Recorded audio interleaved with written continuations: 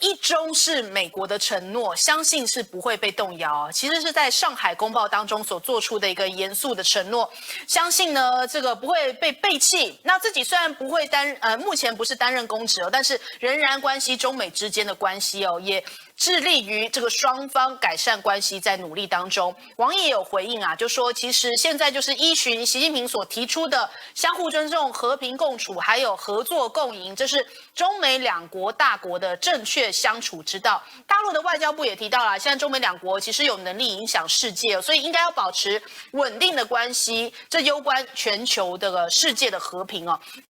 Basically about the action and reaction of NATO pushing right up to the Russian border, which they promised they wouldn't do when Gorbachev negotiated the withdrawal of the USSR from the whole of Eastern Europe. When you say Try and figure out what the United States would do if the Chinese were putting nuclear-armed missiles into Mexico and Canada. the Chinese are too busy encircling Taiwan as we speak, okay? They're not encircling Taiwan. Taiwan is part of China, and that's been absolutely accepted by the whole of the international community since 1948.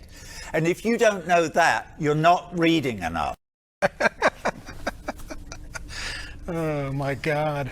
You're such a troublemaker. Please don't call me that. What? My God. Did the refugees come from? I don't mean did they come from Syria or Afghanistan, that we know. But why did they come? Okay, they came because of war. Where did the war come from? From my country. From the CIA, which first started to overthrow the Afghan government back in 1979. The U.S. has been involved in Afghanistan in war, both covert and overt, for nearly 40 years. Iraq, absolutely against international law, of course, perhaps often called the most dreadful foreign policy decision in modern times. An absolutely unprovoked war, killed hundreds of thousands, displaced millions, created disaster, blowback, and refugees. And what about Syria? Was that really the result of the protests on the ground? No. That was the result of the decision of the United States. Arrested anywhere? How many crimes have your country committed in Iraq? How many crimes have everyone else who's so vocal today committed in Iraq and Afghanistan? Have you arrested them? You have not. You know the impact that You're this stand making of a lot yours... of noise about putting a state of working for peace between Ukraine and Russia, and you failed to resolve the war. Where are the weapons of mass destruction? Tony Blair went to Iraq and claimed that there are weapons of mass destruction. Did you see anybody standing against that in the United Kingdom and Britain? More than millions of people have died in Iraq and Afghanistan, and there are no weapons of mass destruction. We know what the war is about. Mr. Secretary General. Between Russia and Ukraine. 第一个就是中国做了什么让你美国不开心的事，让什叶派跟逊尼派言和，这个让你美国不开心了吗？然后中国主张乌克兰跟俄国不要打仗了，和平，那这句话你主张，所以中国讲的这些话啊，你不开心了吗？那也就是说，你很明白的，你就是要乌克兰一直打下去，而且中国只能支持你，然后去对抗俄罗斯。那这个对不起，中国做不到，那这一点让你不开心。然后中国把这个逊尼派跟什叶派拉起来了，然后让这个中东地区的这些炸弹拆解了大半，已经进入一个相对比较安全、稳定跟和平的环境。这个你美国人不开心，那对不起，你如果不开心，你就继续不开心，因为中国接着就是要拆解以色列跟巴勒斯坦之间的问题，以色列跟穆斯林世界之间的问题，中国还是会继续这样做。你不开心是你家的事。中国会继续主张在联合国的框架，在国际法的框架下，那个秩序才叫做国际秩序。Yeah, the two facts that struck me very strikingly: that China spends 2% of its GDP on defense. It's the same as the UK. It's the NATO target. This is not the Soviet Union, which was devoted its economy to militarization. Upper Volta with rockets was what it was described as. That's not the Chinese system. And if you're looking at overseas expansion, the United States has, I think, 200 international bases. I don't have a problem with that. They're mostly doing good. The Chinese have two. They have one in the Indian Ocean in Pakistan, another in Djibouti. Maybe they're getting another one, I don't know. But this is not a global military expansion. The Chinese, the focus of all their policy domestically is economic. Economics rules in China. Do you know how many military bases we have surrounding China? 313. Americans need to wake up. It is a different world. We have about 750 military installations in 80 countries. The fact that other countries are saying, you're going to do that to us, we're going to start doing it to you. That's the world that we live in now. It's a new day. You can't just go around telling people what to do. And there are enough military installations that should not exist. That are American in the world and that I would want to close. They don't like the fact that we have so much going on in the South China Sea. Just like we don't like that they might be coming to Cuba. It's called a negotiation, and that's the world today. The rest of the world is looking at Iraq. The rest of the world is looking at the last 20 years in Afghanistan. And do you think that they see China as a greater military threat to global security, or the United States as a greater military threat to global security? Let me tell you something, ladies and gentlemen. As president, I will help this country look in the mirror.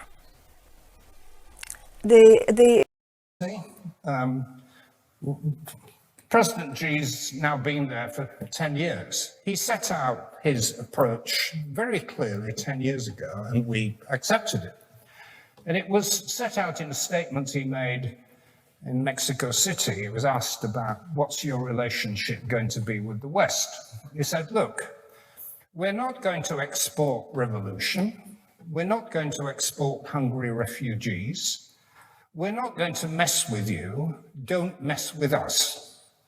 And it's a bit crude, but it's very clear how to engage with China, which is to accept, if you want to have a good relationship with them, you respect their principle of territorial integrity and non-interference. And that's the basis on which they've since conducted their foreign affairs. It's why, for example, in the issue of Xinjiang, terrible human rights abuse, I'm quite sure, and the West has taken up a strong position on it. But it's very clear that a lot of other countries in the world buy the Chinese argument. Every single Muslim country of importance, including those that are democratically elected, Indonesia, Malaysia, Pakistan, Bangladesh, Nigeria, have lined up on the Chinese side. So that principle of dealing with China, engaging with China, but recognizing the reality that they have a different system and they're not going to countenance interference with their internal politics, that has to be, out of sheer realism, the way we deal with them. I've never been a fan of NATO since the end of the Soviet Union. NATO was a military alliance of the United States created to defend against a Soviet invasion of Western Europe. And the United States and Germany promised Gorbachev in 1990 explicitly that with the dissolution of the Warsaw Pact and with the reunification of Germany, NATO would not expand eastward. That promise was immediately reneged by Clinton and then by Bush, and then it has continued under Obama and under Trump, up to and including NATO in the Black Sea, which, if anyone knows the history of the Black Sea, is absolutely viewed by Russia as the core of Russian security.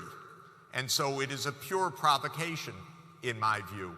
And it is a predictable outcome that we have this kind of explosion. So to my mind, prudence, that was the idea that I was emphasizing yesterday. Prudence, which is one of the four virtues, practical wisdom, it's often translated, or phronesis in Greek, means situational awareness, that you act in a way which is wise. And that's what we are lacking right now. And I know exactly why we're lacking it, because in 1992, the leaders in my country, many of my colleagues at Harvard and elsewhere, said, we are now the unchallenged colossus of the world. We can do what we want. Jeffrey, and just to say, and wait, just let me, because he asked, I'm going to finish the answer, and then I will give the floor to you. Sorry. So, okay, just to say, if you say who made most of the wars of recent years, first, NATO bombed Serbia in 1999. UN, no way.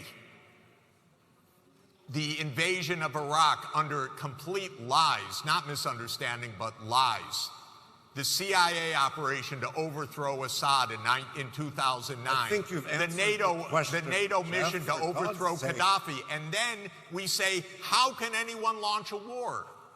Well, 4 of the last 5 came from the United States side. And NATO enlargement did as well. We need some balance and prudence. That's my point.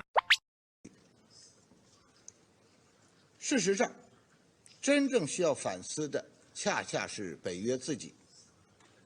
北约声称是区域性组织，却突破自身条约规定的地理范围，染指全球、东进亚太，给地区乃至全球安全带来更多负面影响和破坏因素。北约自称是防御性联盟，却鼓动成员不断增加军费，在全球进行军事活动，不断越界扩权，挑起对抗。北约宣称要捍卫基于规则的国际秩序，却屡屡违反国际法和国际关系基本准则，干涉别国内政，挑起多场战争，轰炸外交设施，杀害无辜平民，留下了斑斑劣迹。个别北约成员奉行双重标准，推动核共享、核联盟，进一步加剧地区紧张局势。无数事实证明，北约才是真正的麻烦制造者。北约对中国的指责毫无事实根据。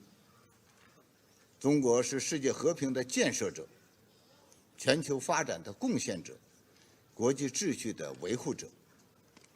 中方坚定维护以联合国为核心的国际体系，以国际法为基础的国际秩序，以联合国宪章宗旨和原则为基础的国际关系基本准则。